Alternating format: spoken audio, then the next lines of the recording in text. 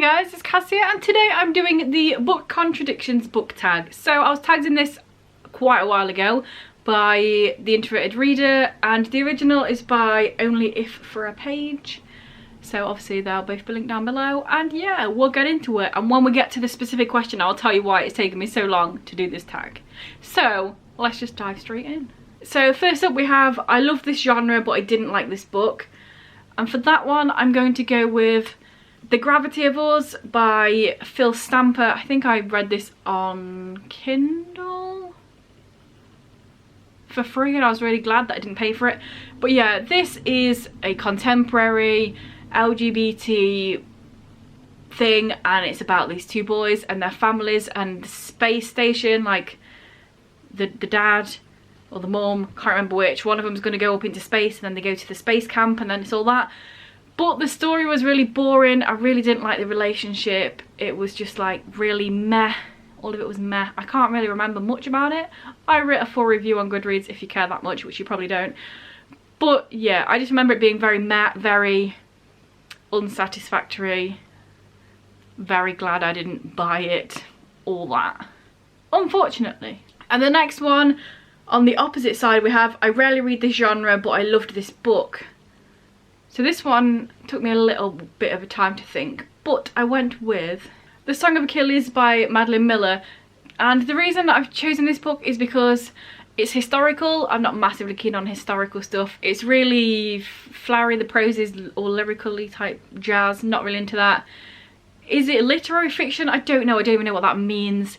But I feel like in general this sort of book is not something I would normally lean towards. And even when I picked it up I thought, I think I found it in a charity shop pretty cheap. And I was like, oh, I might as well read it. I think I've heard good things. I didn't really have any expectations and then it absolutely blew me away. Made me cry, 5 stars. I'm scared to reread it in case it's not as good as when I first read it. But yeah, The Song of Achilles, I feel like it fits. I feel like it fits. So next up we have, I love this trope but I didn't like this book. Here's the thing, this is the reason that this tag has taken me so long. I don't know when I was tagged in this. It was probably several months ago, at least a month ago. But like, why is it so easy to think of tropes that you don't like? But when you think, what tropes do I like? I'm like, well, what tropes do I like? Is this a trope? Is this just a thing? Is this an archetype of a character? It was really hard to try and figure out a trope that I liked and then a book that I didn't like. And I've kind of given up on giving a proper answer, but I'm gonna go with Shadow and Bone by Leigh Bardugo, simply because I don't not like this book. I gave it 3 stars. It was fine. I took book 2 and 3 out at the library because I didn't want to buy them because the first book was, it's alright, but I wanted to read it to get to 6 of Crows. But yeah, I don't know what trope is in here that I like. I like morally grey characters, and I think the hype and the love that the fandom has for the Darkling made me not like him, because I'm like, why are you all obsessed with this dude? Get the fuck over it, he's a toxic prick. He kills people and burns them and hangs them from trees, and then that's the person you're going to be standing for the main character to get with. That's the one you want to go with, and you hate the guy that's a little bit moody and is a teenager and doesn't show his emotions properly. I think it's the fandom that made me dislike this book. I didn't even dislike it, it was alright. So that's not even a trope. So what am I even talking about? I don't know, but I wrote that today because I've had all of the other ones written for ages and I thought I need something so I can actually do this tag. I like the trope of a badass woman being badass and fighting stuff, but I thought Alina was really meh. I didn't care about her and I thought she was boring and I thought she was just like a white piece of slate that is, here's your main character with no anything about her, like a wet blanket, she was meh. I don't care. I do really enjoy the series though, so that's always a bonus. Sometimes it's good to not like the book so much, so then when you watch the adaptation you really like the adaptation, because if you love a book the adaptation's generally a letdown, so in that sense it's alright. So yeah, there is my absolute non-answer for this question that doesn't even fit, but deal with it because I couldn't think of anything else. Number 4 is I hate this trope but I loved this book. And for this one, I've gone with Perfect on Paper by Sophie Gonzalez. Here's the thing, my most hated trope is miscommunication, because most authors do it really fucking shit. But Sophie Gonzalez is really good at doing miscommunication. It's done in a normal way, it's done in a natural way, it's done in a realistic way. It's done and I enjoy it, and you can see why the characters might have thought something else rather than it just being really shoehorned in for the sake of drama. I feel like Sophie Gonzalez is really good at actually making people be a bit silly with their thoughts and be like, oh, that person thought that, but then actually they thought that, and you can see why the wires got crossed. So yeah, Perfect on Paper is a perfect example of miscommunication, and 95% of other books that have it are not. So we're halfway through, let's head on over to a message from one of the Sponnies, and then I shall be back with the rest of the questions. Hello little warm guy, are you showing me the belly? Yes. Oh yeah. Hi love.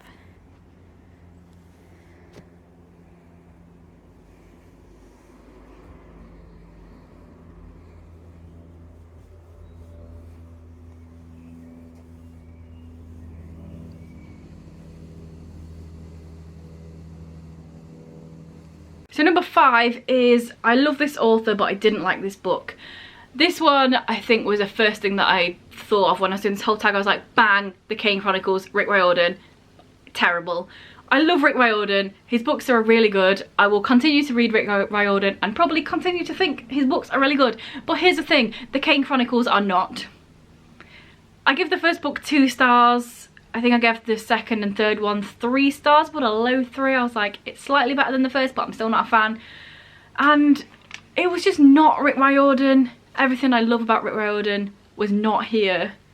Like, these characters were like 12, 13 and they had like 3 different love interests, and that's not Rick Riordan. He's the kind of guy that has people be friends and then like maybe 3, 4 books in and there might be some romantic feelings.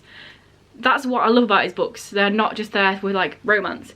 But in here I'm like, that girl is 12, why is she liking this boy and this boy? Stop it. They're also way too long. They're like 500 pages and it feels like such a slog to get through, and it could have been cut, half of that cut out, because Rick Riordan does action-packed, really quick, good, always interested, always exciting books, and these are just like, oh, it's so boring. So yeah, not a fan of The Kane Chronicles, but a fan of Rick Riordan, so it's fine. Next up we have, I previously disliked a book by this author, but I loved this book. This one I don't have an answer for. Not because I don't give authors second chances, but it's just not happened yet. Like, for example, the first book I talked about, The Gravitativus by by Phil Stamper. I would very much read his other books, even though I gave that 2 stars. I just haven't read them yet. So if I read another of his books and that's good, then that would be the answer for this, but I haven't yet. What other things are I really not a fan? Normally I'll read a book that I like, and then maybe I'll read another book by the author and it's not as good, but I don't hate it, but then it's the other way around.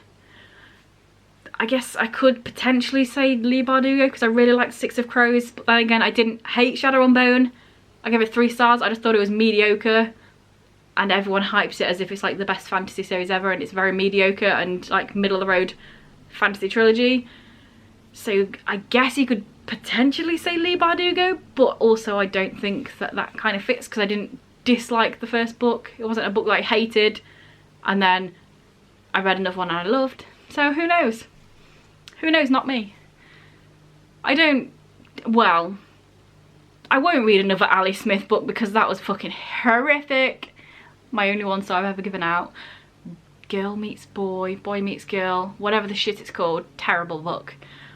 I won't be giving that author another shot, but anybody else, if I've given a book 2 stars, I'm like, no, well, you know, maybe another one of their books will be alright. So yeah, I'm not the kind of person to just totally disregard an author, not try them out. So maybe in the future I will have an actual answer for this, but not yet. But not Ali Smith, that's for sure. Next question is, I love this cover, but I didn't like this book. This one was kind of hard as well because like my memory's gone. What are covers? They're all gone. Because books that I don't like, I've already unhauled. So I'm like, what were books? I don't know. I do remember thinking that Final Girls by Riley Sager has a cool cover. I just really like how much the pink pops. It's like blam, and I thought that was very average, kind of boring thriller. So that one kind of works, but it's not like I loved the cover and hated the book. I guess, where is little Hom-Bom? I guess this was a bit of a disappointment. Aristotle and Dante dive into the waters of the world. I gave it 3 stars. I thought it was too long. I read it not too long ago. You can figure out all my thoughts, so I'll go and watch that video. I mean, so that's kind of a nice cover and a book that I didn't necessarily like, but I don't hate the book. It was just not as good as the first book and a little bit disappointing. So maybe that, you know, there are a few options. Also, I can't remember the name of the book, and I've also tried to Google the cover before when I was doing this, so I won't even say that one. There's another one that I thought was kind of cool, but you won't be able to see it anyway because I can't Google it, so I won't even say.